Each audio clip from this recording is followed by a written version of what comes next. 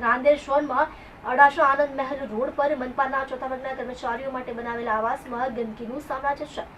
આ આવાસમાં નરકાગાળની સ્થિતિમાં વસવાટ કરવા માટે પરિવારો મજબૂર બન્યા છે। આ અંગે છાશવાર વહીવટી તંત્રને સમક્ષ રજૂઆત કરવા છતાં આજથી સુધી કોઈ નિરાકરણ નહીં આવતા લોકોમાં ભારોભાર આક્રોશ જોવા મળી રહ્યો છે।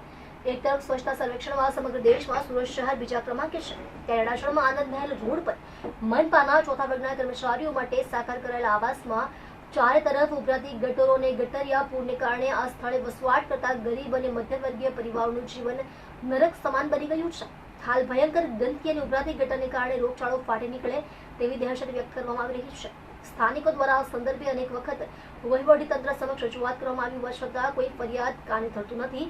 સ્થાનિક કોર્પોરેટરો અને ધારાસભ્યો દ્વારા પણ આ વિસ્તારના નાગરિકોની સમસ્યા અંગે ધરાર આંખ આડા કાન કરવામાં આવી રહ્યા હોવાનું સ્થાનિકોએ જણાવ્યું છે।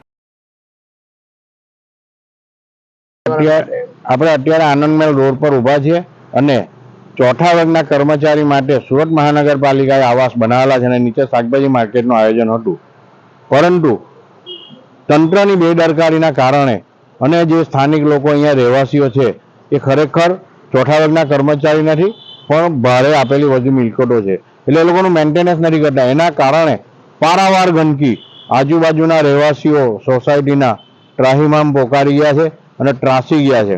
સુરત મહાનગરપાલિકાનું તંત્ર એક પણ રીતે કામ કરવા તૈયાર નથી અને આને જે નોટિસ આપી અને જે કાર્યવાહી થવી જોઈએ એ કાર્યવાહી કરતા નથી।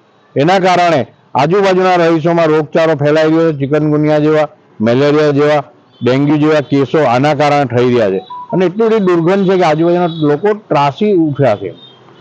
મહાનગરપાલિકામાં આ બાબતે ક્યારે ક્યારે રજૂઆત કરવામાં? મહાનગરપાલિકામાં સ્થાનિક રહેવાસીઓ વારંવાર રજૂઆત, 1 વર્ષથી રજૂઆત કરે છે અને ગઈકાલે જ્યારે મને ખબર પડી અને માન્ય કમિશનરશ્રીને મેં રજૂઆત કરી અને માન્ય કમિશનરશ્રીને રજૂઆત કરતા આજે તંત્ર દોડતું થયું છે, પણ તો એનો નિકાલ જે કરવો જોઈએ ને ગંદકીનો તે થયો નથી।